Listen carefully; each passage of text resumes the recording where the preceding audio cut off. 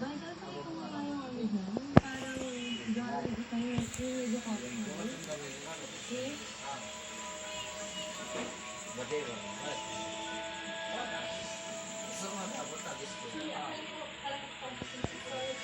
It's okay. I can be your staff for today. No, it's okay. Thank you, kaya ka lang. Salamat. Sure. Thank you.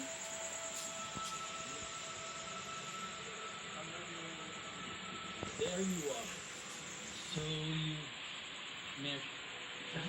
Yes, we've met. Yes. Again? Yeah. Hindi pala tayo dati.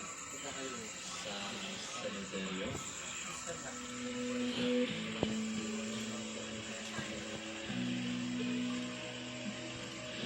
You're that girl? About 5 years ago, nakwento ni Paco yung makeup niyo. Medyo off yung mga hilig niya, so medyo kupal-pal mo siya. Hindi niya makalimutan yun. First time, ay nambara sa kanya. No, ano, Paco like that.